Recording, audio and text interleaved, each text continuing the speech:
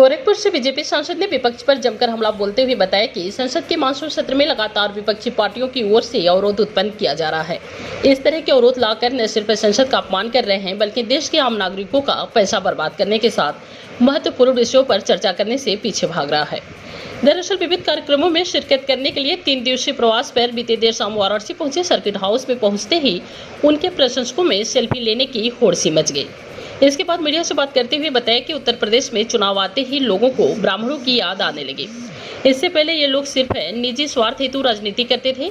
वहीं राहुल गांधी के आम वाले बयान को लेकर बताया कि गांधी परिवार शुरू से उत्तर प्रदेश की राजनीति करती आई है और अब दक्षिण के आम को अपना पसंदीदा आम बता रहे हैं।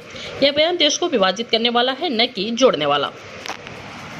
सबसे ज़्यादा धर्मांतरण ब्राह्मण की बेटी का हुआ पिछली सत्ता में, पिछली सरकारों में। और इतने समय से जब से भारतीय जनता पार्टी की सरकार है, यशस्वी प्रधानमंत्री नरेंद्र मोदी जी की, पूज्य योगी महाराज जी की, जनता हम लोगों को संरक्षण मिला, हम लोगों का ख्याल किया गया।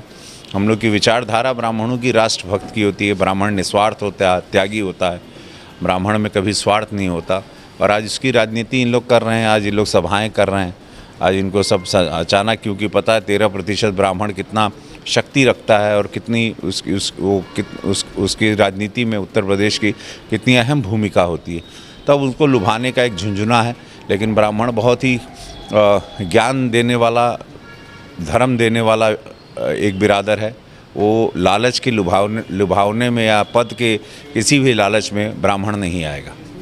एक सवाल, अंतिम सवाल है। 1930 में मुस्लिम राजनीति में कहा गया जो है ना बढ़ोतरी हुई है आबादी में, जिसको लेकर के संघ प्रमुख ने एक बयान भी दिया। इसको लेकर क्या कहोगे? देखिए, अब बैलेंस अगर आप चाइना को देखेंगे, चाइना की तरक्की एक टाइम पे 1970s के टाइम पे हम लोग का जीडीपी रेट सेम था। चाइना ने भी एक नियंत्रण लाया अपने पॉपुलेशन में और फिर आज चाइना बना।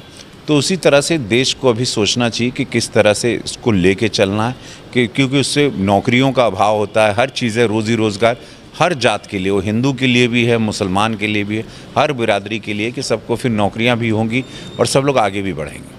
धन्यवाद।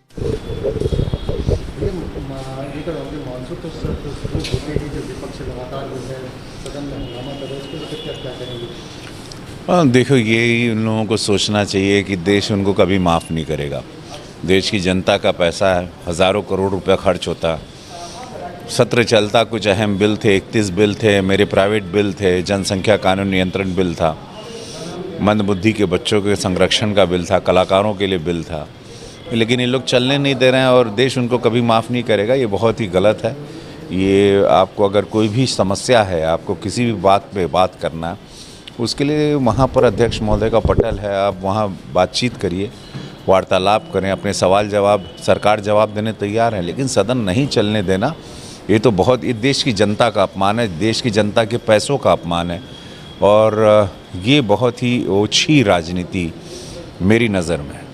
राहुल गांधी को जो है दक्षिण का आम ज़्यादा पसंद है, इसको लेकर बहुत गलत है। देखिए, अब वहाँ पे जब वो सांसद थे, जीतते थे, गांधी परिवार की राजनीति वहीं से, बरेली से और यहीं से होती थी इन लोगों की, और अमेठी से होती थी। गांधी परिवार यहीं से जीत के सरकार बनाता था, क्योंकि उत्तर प्रदेश बहुत अहम भूमिका रखता है इतनी सीटें यहाँ पे सरकार बनाने में। और अचानक जब आप हार गए, वायनाड भाग गए, वायनाड में जाके वहाँ से चुनाव लड़े और अब आप साउथ की राजनीति में घुस रहे हैं, तो आप यहाँ के उत्तर प्रदेश वाले के, आम उत्तर प्रदेश के लोगों के बारे में गलत बोलना, या ये सारी चीज़ें बहुत अपवाद है, गलत है।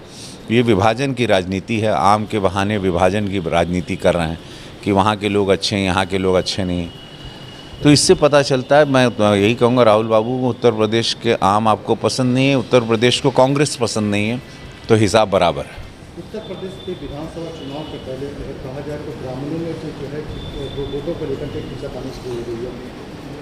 हमको वही लगता है कि ये वही पार्टी थी जो तिलक तीर तलवार, इनको मारो जूते चार, वो नारा वो अगर ब्राह्मण का बच्चा जो पहली बार वोट देने जा रहा है, वो यूथ है, वो युवा, अपने माँ बाप से पूछे, अपने पिता से पूछे कि ये नारा भी था और कितने अत्याचार हुए, वो भी सब लोगों को पता है।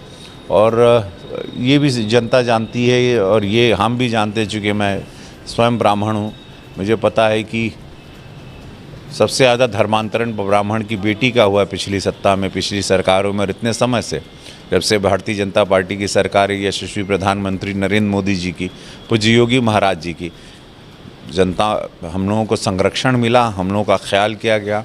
हम लोग की विचारधारा ब्राह्मणों की राष्ट्रभक्त की होती है। ब्राह्मण निस्वार्थ होता है, त्यागी होता है, ब्राह्मण में कभी स्वार्थ नहीं होता।